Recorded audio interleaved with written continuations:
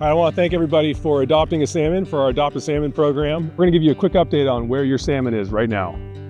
So we've tagged 300 juvenile coho salmon from the headwaters of the South Fork of the Eel. All those animals now have migrated out of the small natal streams they were born in into the main stem of the river, and the vast majority of them have migrated now down toward the ocean.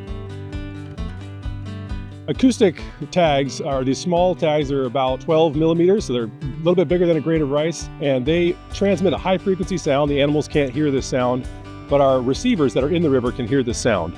There's actually receivers about every 20 kilometers from where we are now to the mouth of the river. And we're about 130 kilometers upstream of the mouth of the river right now. And so each acoustic tag has a unique sonic frequency. So we can identify that same animal that was tagged. We know where it was tagged, we know the size of the animal, and then we know its fate as it moves downstream. So the process with that is we anesthetize the fish, we make a small incision in their abdomen, we put this tag in, and then we release them back into the river. Each fish, it takes about 2 to 3 minutes to perform that surgery. We only delay them for about half a day on their migration, but we're very cognizant of that impact, and we want to learn as much as we can from each one of those animals. In the main stem of the Eel River, historically, there were actually very few piscivorous fish that eat other fish. This non-native piscivore, Sacramento pikeminnow, were introduced into the Eel River in the late 1970s, early 1980s, and they've spread throughout the whole river at very high densities in the main stem.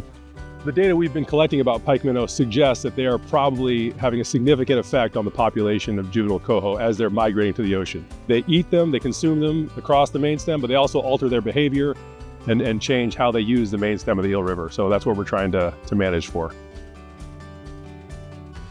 I just really want to express how much I appreciate everybody who's donated to this program, who's adopted a salmon. You know, you've become part of a big team, right, that's working towards recovery. CDFW, the supporters from Stillwater and Trib Research, this work is really hard to fund. The tags themselves are really expensive, but the amount we're learning from each year of this study is enormous. It's helping us with understanding native fish, understanding how they survive, their different life histories in the Eel River, understanding the effectiveness of pikeminnow suppression and whether we're having an impact, and really just learning critical information about these culturally important species that we did not have before.